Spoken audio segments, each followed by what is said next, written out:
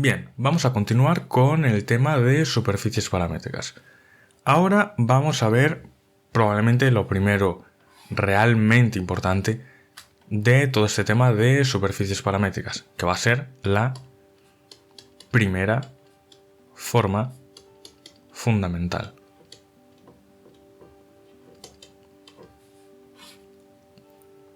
Que es realmente muy importante.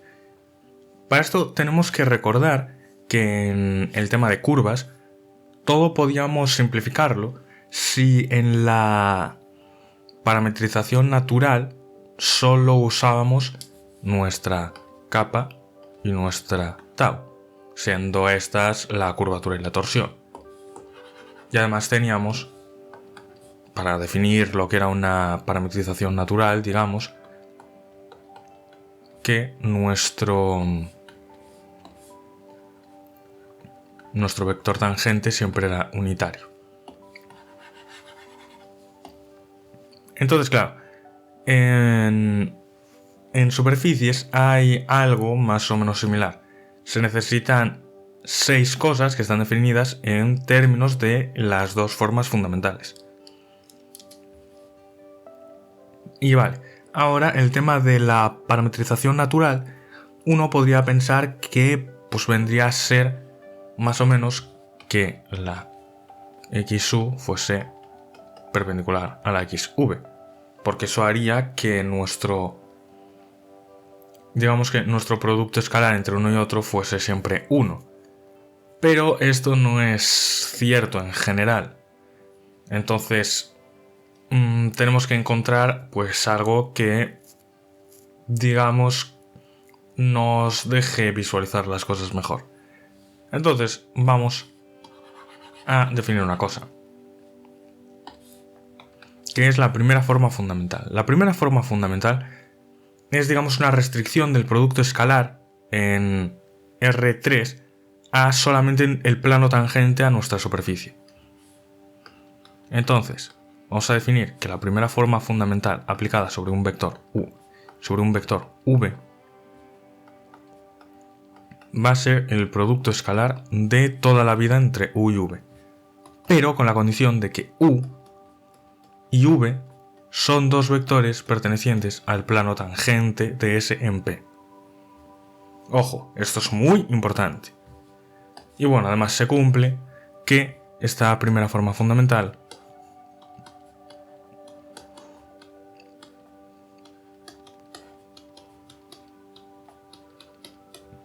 es una forma cuadrática,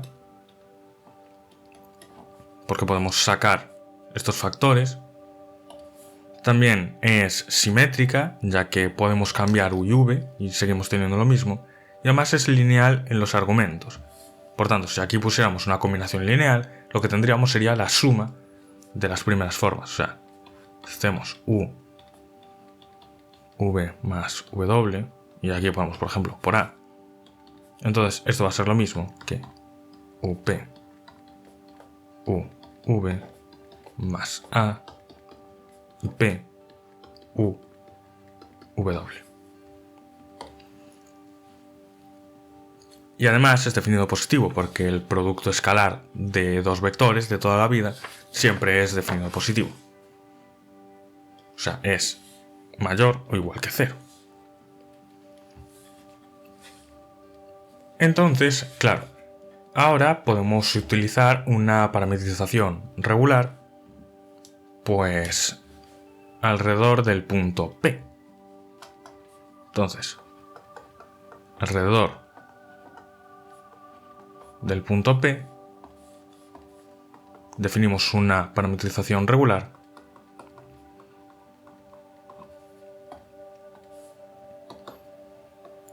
y vamos a decir que XU y XV son la base del plano tangente a la superficie en ese punto. Entonces, claro, si estos dos son una base, vamos a poder poner cualquier vector que esté en el plano tangente como una combinación lineal de los vectores de esa base. Por tanto, vamos a tener que U va a ser A XU más B XV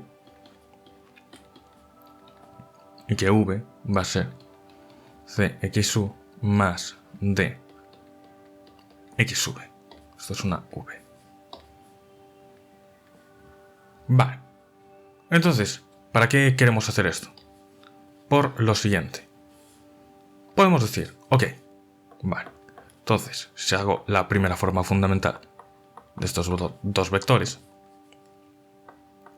voy a tener E por AC más F por...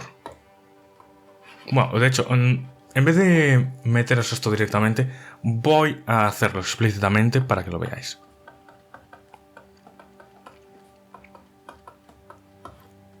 Tenemos U y tenemos V. Vale, vamos a multiplicarlos. Entonces vamos a tener A xu bueno, perdón, AC xu más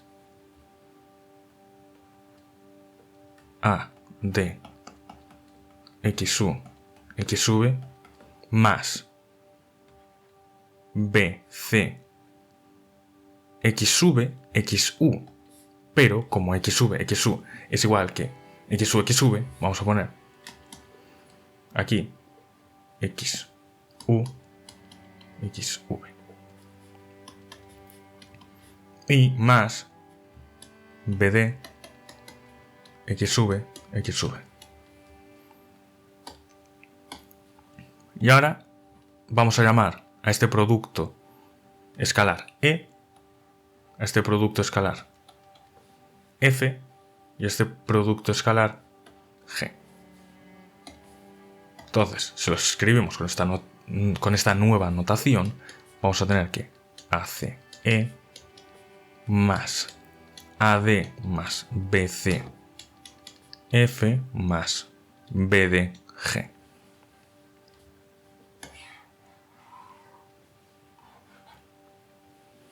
Y claro,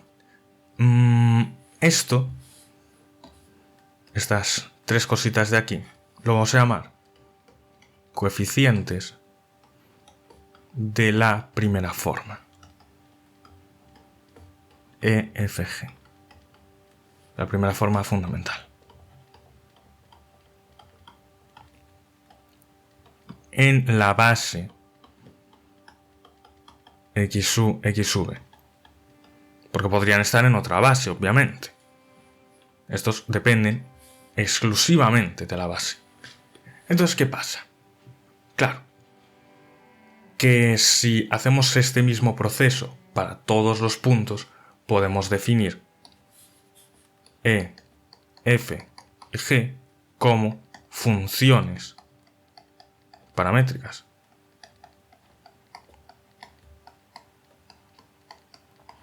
Cambiarán de punto a punto, pero serán funciones. Y claro, esta forma de aquí nos recuerda mucho a algo que podemos hacer. Que es decir, ok, ¿y si defino la primera forma fundamental como una matriz que tenga esta forma en concreto?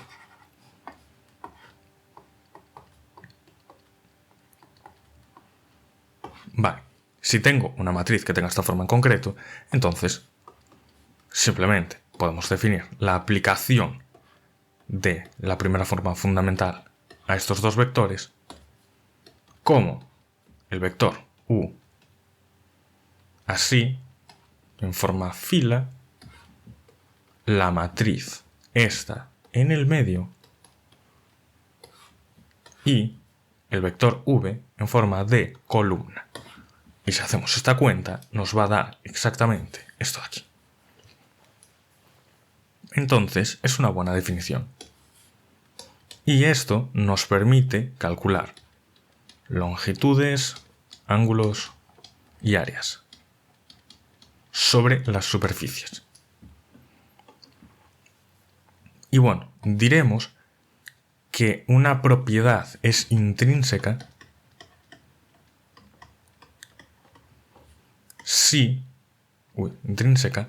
si solo depende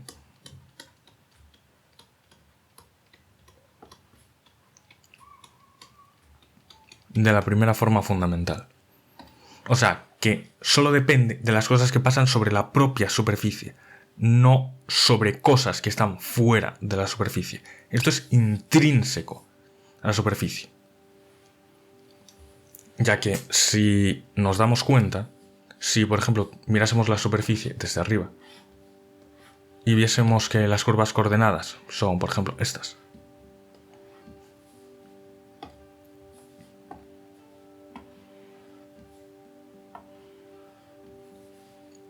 De hecho, al igual no he escogido los mejores colores.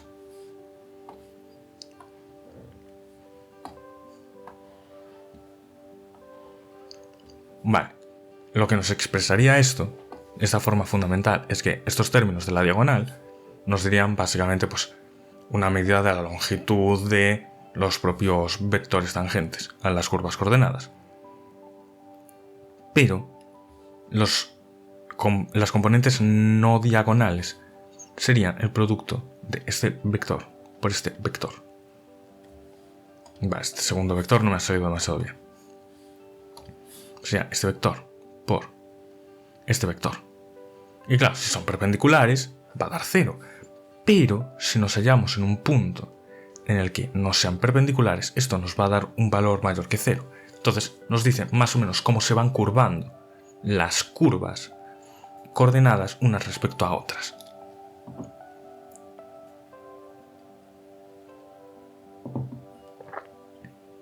Vale. Entonces aquí es donde llega un momento que siempre confunde mucho a la gente. El cambio de notación.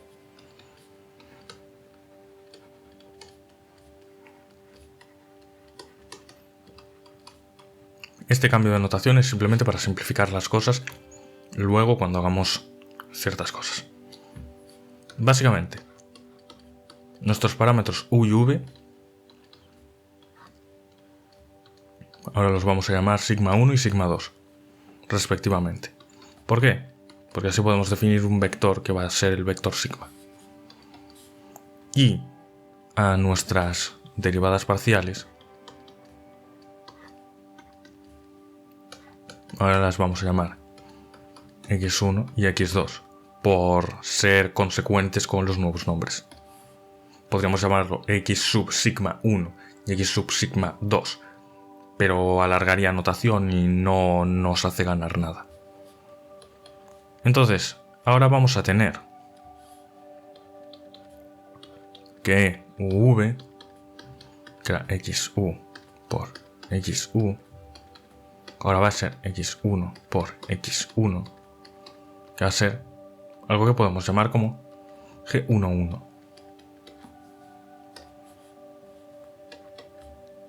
F de uv, que antes era xu por xv, ahora es x1 por x2, que vamos a definir como g12.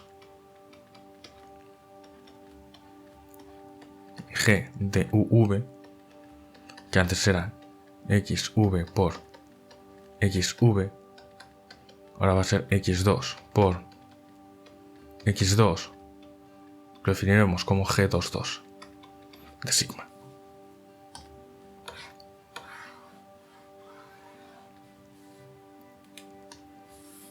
Y claro, con esto podemos decir que GAB, o sea, podemos definir una matriz cuyos elementos serán G sub AB, que obviamente dependerá de los parámetros,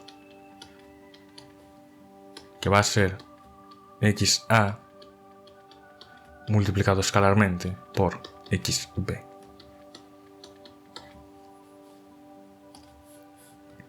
Siendo A y B pertenecientes a 1, 2, o sea, pueden ir de 1 a 2 cada uno.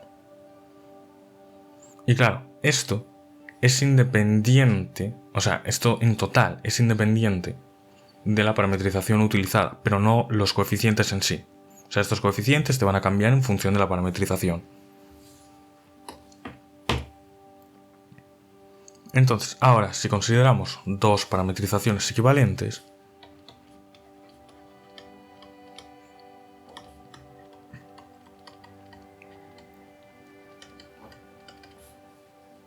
que van a ser esta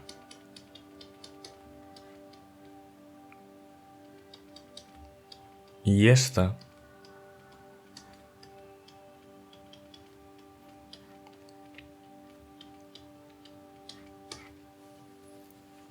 vale, si consideramos estas dos parametrizaciones que son equivalentes, o sea, nos describen la misma curva, entonces podemos probar a derivar. Vamos a derivar pues, con respecto a sigma sub a, o sea, cualquiera de los dos. Y aplicando la regla de la cadena en el término de la derecha, vamos a tener el sumatorio desde b igual a 1 hasta 2 de la parcial de sigma b de sigma respecto a sigma a, porque estamos aplicando esa regla de la cadena a cada uno de los dos términos. Y esto pues lo derivamos con respecto a estos parámetros con el asterisco.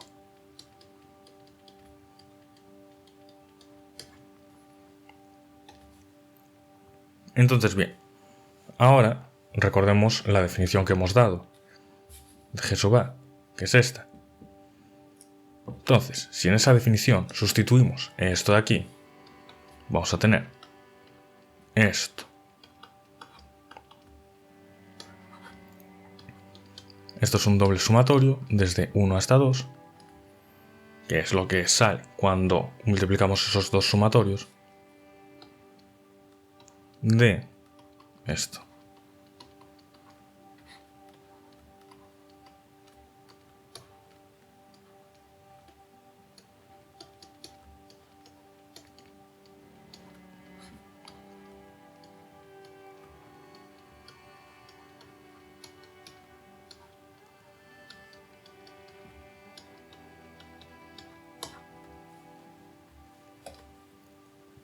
Y claro, ahora si usamos que el jacobiano es CA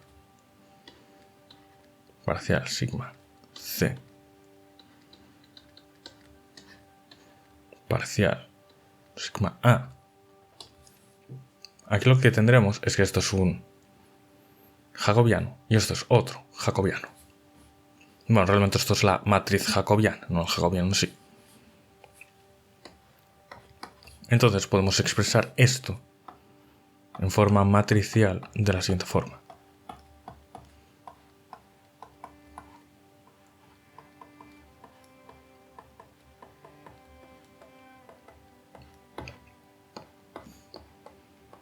Donde vemos que el jacobiano lo que hace es hacernos el cambio de base que vamos a usar para nuestra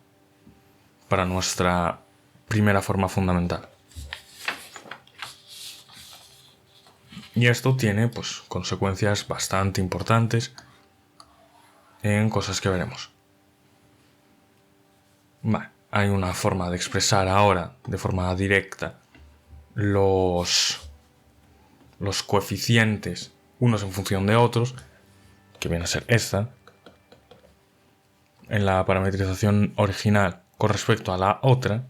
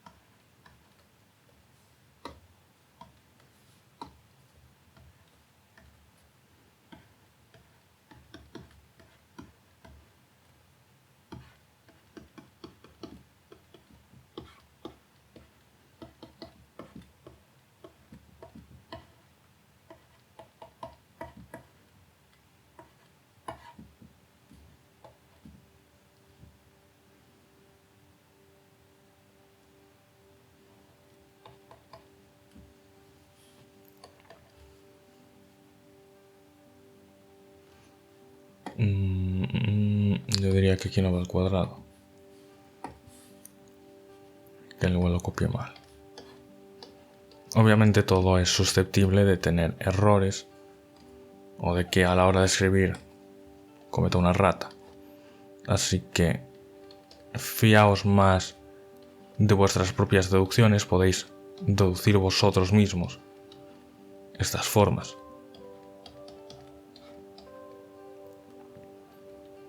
Y si no, consultarlas en un libro, aunque yo que vosotros las deduciría. Pero tampoco es que sea muy relevante. Vale, esta es la forma.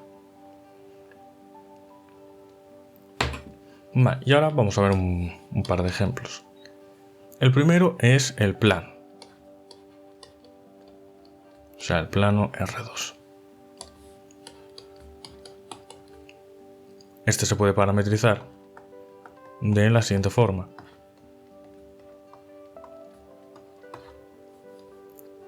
Esto nos genera un plano que está en z igual a 0.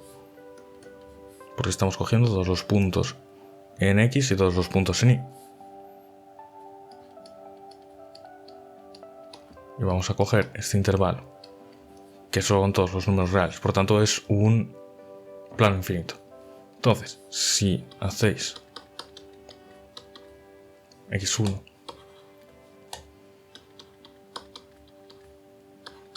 que va a ser 1, 0, 0, y x2 que va a ser 0, 1, 0,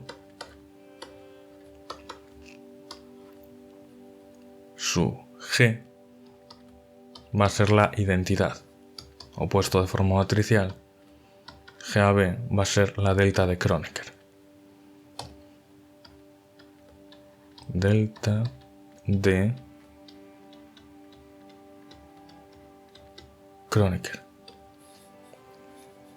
que básicamente es 1 si A igual a B y 0 si A es distinto de B. Y bueno, también podemos parametrizar en polares planas a nuestro plano como un conjunto de círculos. Entonces tendríamos la siguiente parametrización.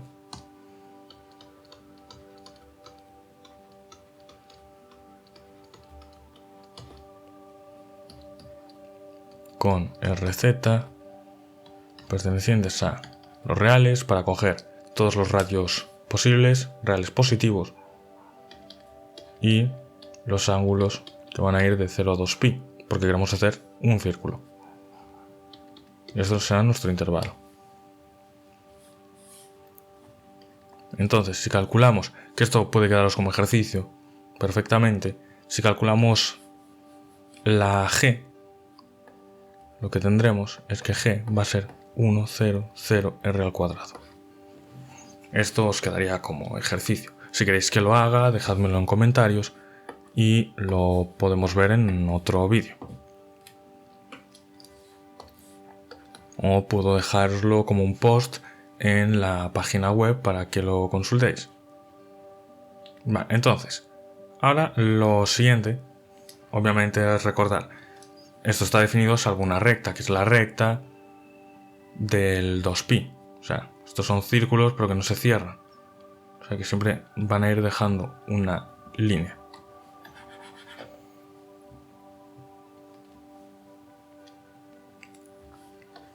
Ahora bien, el segundo ejemplo va a ser otra vez la esfera, que vamos a parametrizar con una carta de monje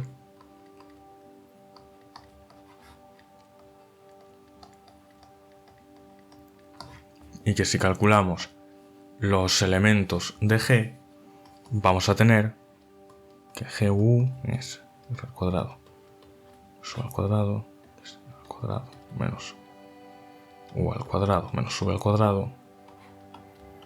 GUV es UV R al cuadrado menos U al cuadrado menos V al cuadrado.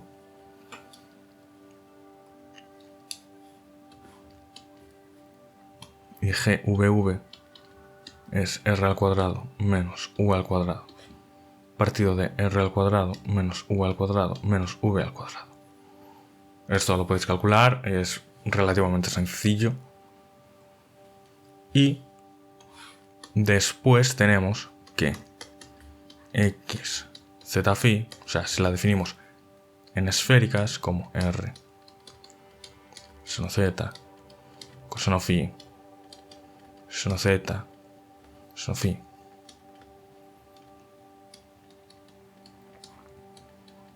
coseno z, entonces vamos a tener que g zz es r al cuadrado, g z phi es 0 y g phi phi es r al cuadrado seno al cuadrado de z. Cosa que es muy conveniente porque normalmente nos van a gustar las parametrizaciones que nos dejan la matriz de forma diagonal, o sea que no tiene términos no diagonales.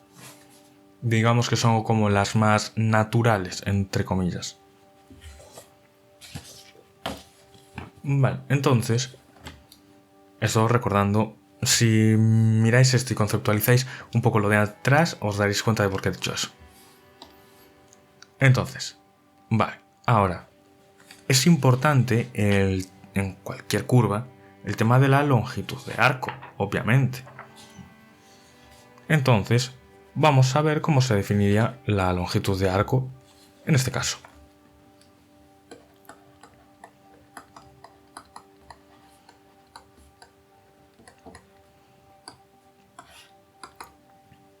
Vale, vamos a tener una superficie dada por esta parametrización. Entonces, vamos a decir que las curvas sobre la superficie obviamente van a ser estas, como ya habíamos visto antes.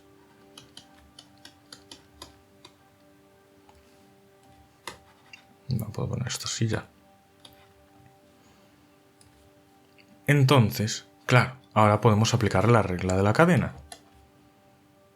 Entonces, aplicando la regla de la cadena, si derivamos esto con respecto a t, lo que vamos a tener es la suma desde a igual a 1 hasta 2 de la derivada de sigma por la derivada de x con respecto a sigma.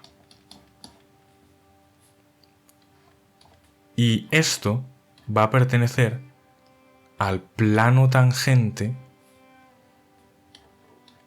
de la curva en la superficie, porque ya hemos dicho, el plano tangente se puede definir como el plano que contiene a todos los vectores tangentes a cualquier curva que pase por ese punto en la superficie.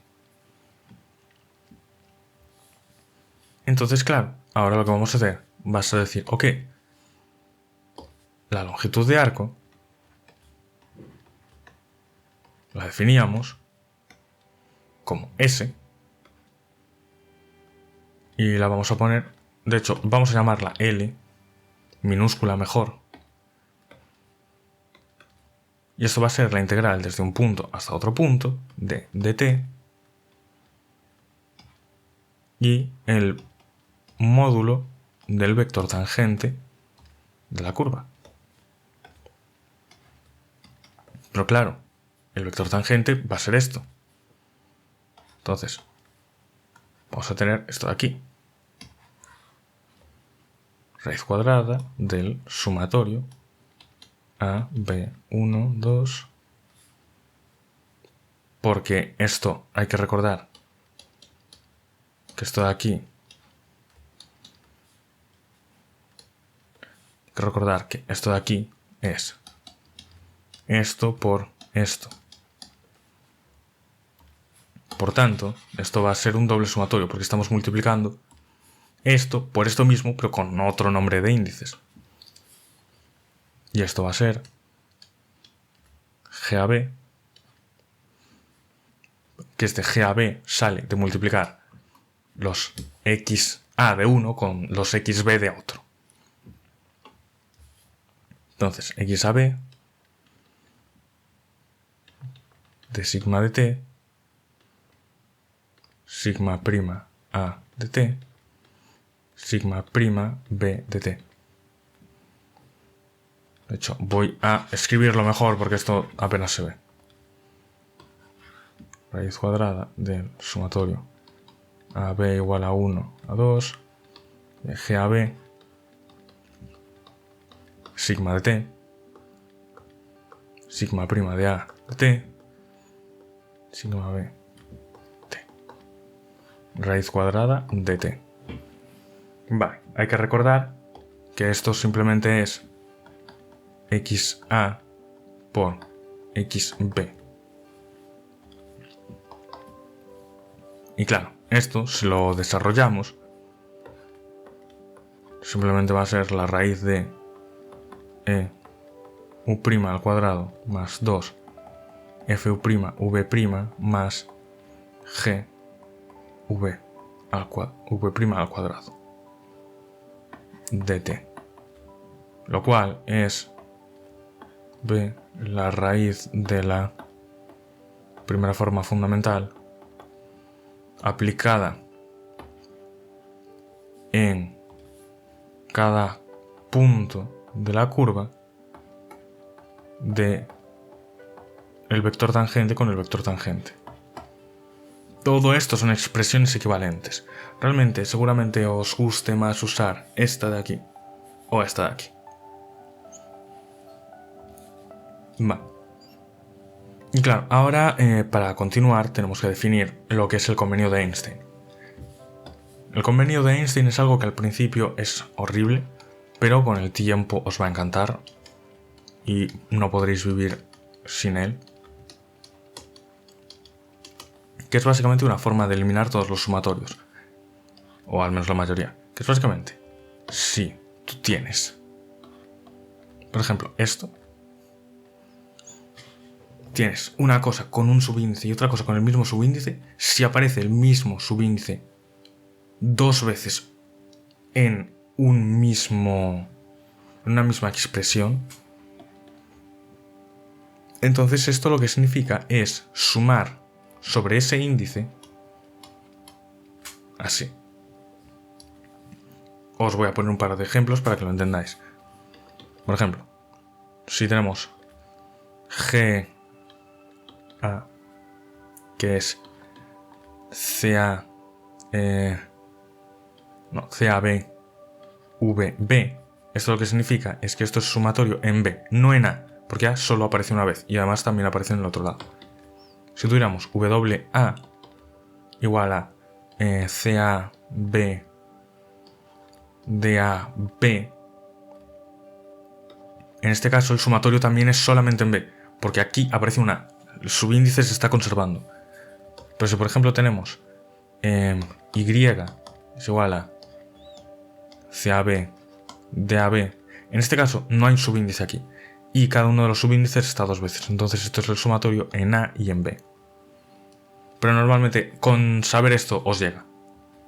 La mayoría de los casos son solamente de este o de este. Entonces, bien, una vez sabido el convenio de Einstein, que bueno, se verá muchas más veces, lo que vamos a tener es que, claro, vamos a convertir esto de aquí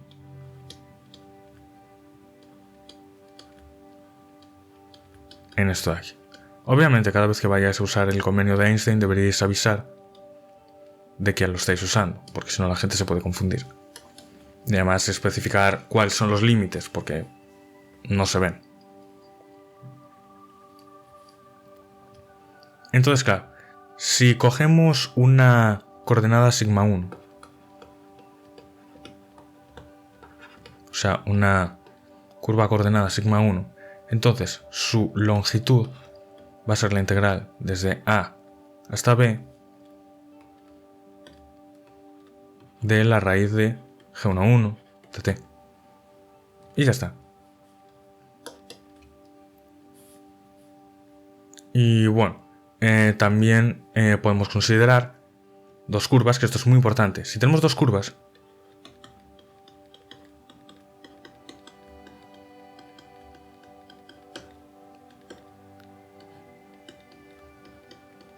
tenemos dos curvas de esta forma.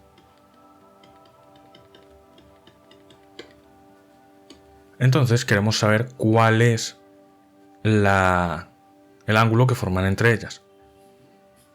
Entonces sabemos que hay un punto P en el cual se cortan, o sea, en el cual tienen el mismo valor las dos curvas. Entonces nosotros sabemos que si multiplicamos los vectores tangentes en ese punto, vamos a tener módulo del primer vector tangente por módulo del segundo vector tangente por el coseno del ángulo que forman. Entonces el ángulo que van a formar las dos curvas va a estar aquí, o sea, el coseno de ese ángulo va a ser el vector tangente de una por el vector tangente de la otra divididos entre el producto de módulos. Y esto, escrito en forma de primera forma fundamental, sería esto.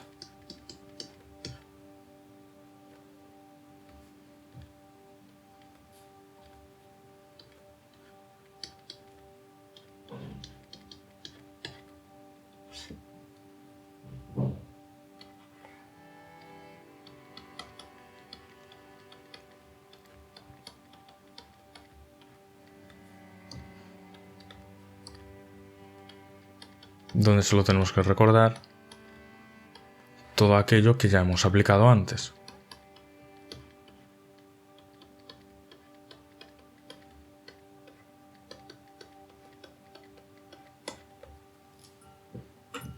Y claro, si sustituimos la forma que tienen estas formas fundamentales, lo que vamos a tener, y aquí es donde vais a ver porque hemos usado el convenio de Einstein, es esto de aquí.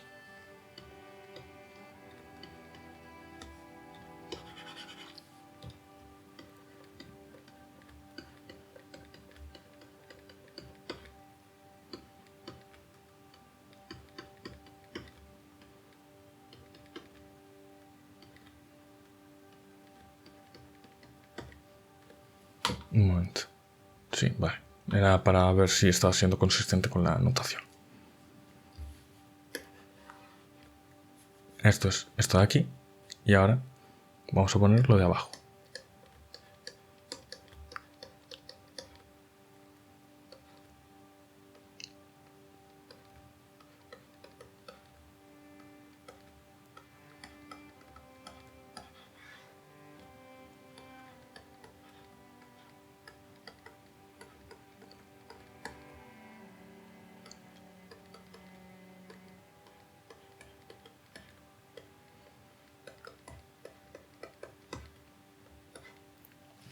Lo cual vemos que es un Cristo tremendísimo.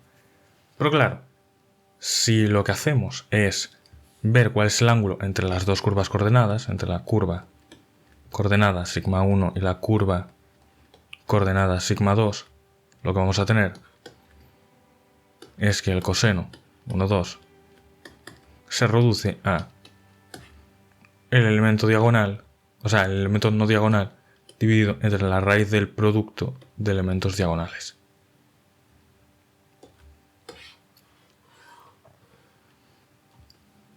Que ya nos dice lo que habíamos comentado antes, que nos mide cuánto de superpuestas o cuánto de curvadas están nuestras curvas coordenadas unas sobre otras.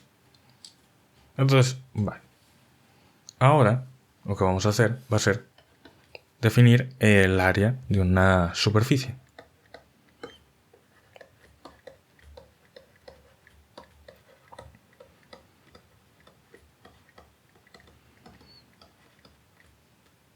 Entonces nuestra superficie va a ser como siempre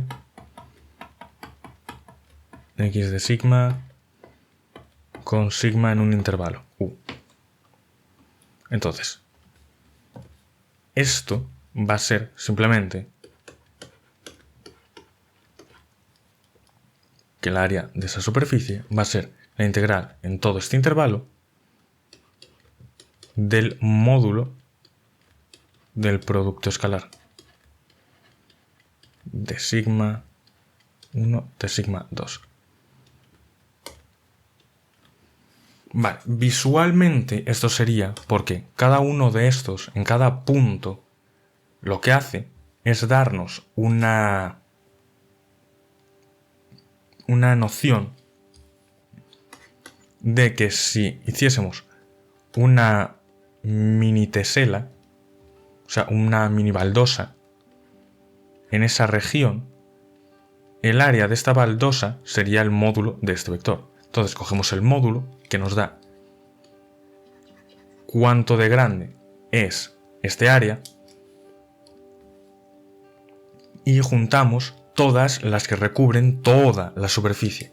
Entonces, esto sería la suma de todas las áreas que recubren la superficie. Y claro, si recordamos una cosa muy importante, que seguramente no lo recordéis, que es esta propiedad del producto escalar con el producto vectorial,